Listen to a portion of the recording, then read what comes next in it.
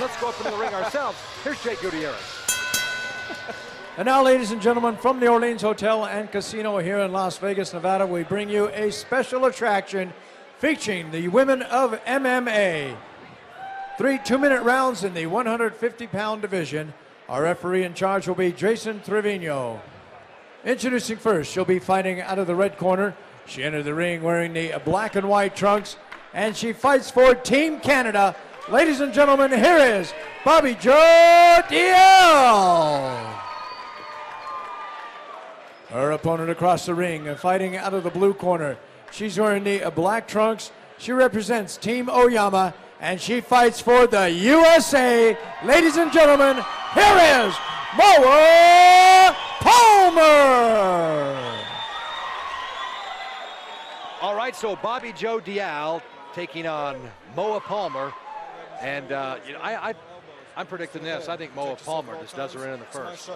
You know, I can look at the two fighters. bobbi-jo is tall and lanky. She has to be a stand-up fighter. If she's not a stand-up fighter, she's gonna have some trouble with Moa if she tries to get down on the ground, unless she uses her length to her advantage for some jiu-jitsu. I never underestimate those Canadians. They're tough, and she's probably going to have some very good Muay Thai, considering the people that are in her corner. Well, you can see she went from left to right. She looks very composed, so I like the composure that she showed. She's got that chin tuck. Moa is stalking. Yeah, she's got great stand-up. Anybody to take a fight with Moa Palmer, there's enough footage on there and enough knowledge about how Moa fights that you wouldn't take a fight against Moa unless you were prepared. And it looks like this is going to be a tough opponent for her. I would agree, but you see the nice head kick. Moa blocks it nicely, but I do like the composure. You can tell that bobbi-jo is looking like, hey, I'm going to try to get one of those head kicks. That's something that Moa got hit with in her last fight, but she persevered through. Moa Palmer with that impressive shirt. Jesus didn't tap. And a lot of fighters say that, and he did not. So far, bobbi-jo has great movement, and she's got a great reach advantage and those long legs. Good kicks. I think so far it looks like this is gonna be the toughest opponent that Moa's faced. I would agree, but at the same time, before this last little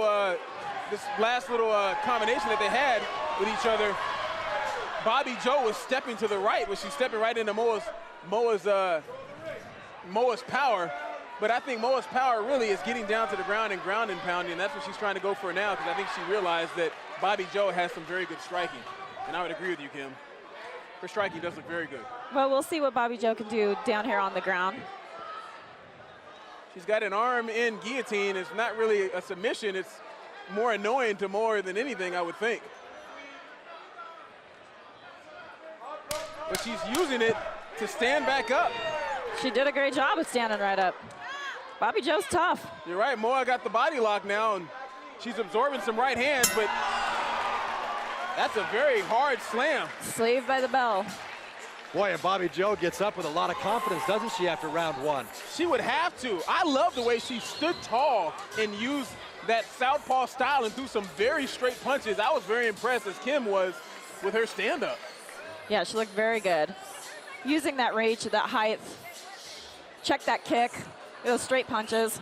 Very straight. Right hand, she's right in the pocket. Nice right hand.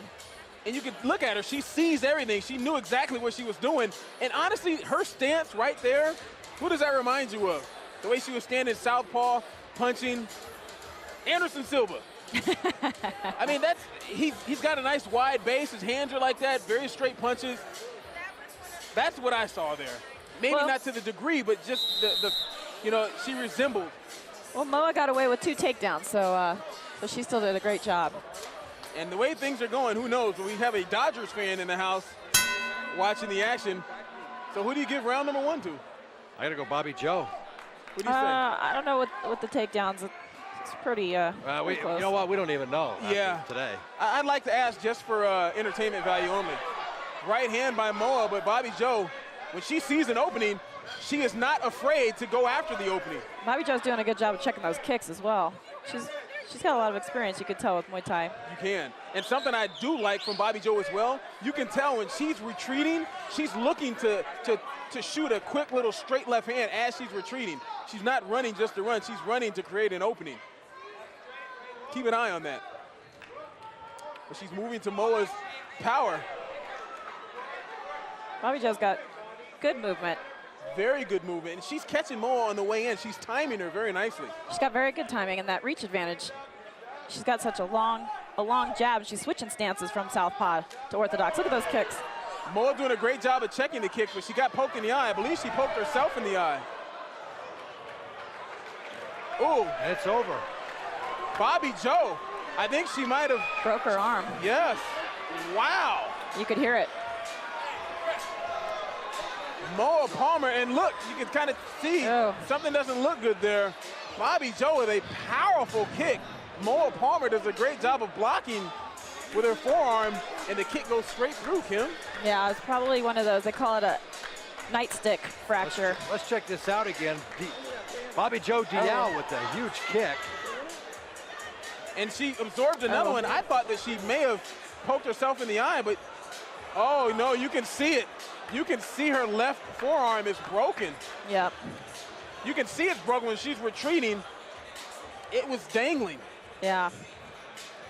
Look at the face of Moa Palmer. She's still composed. She's still composed, exactly.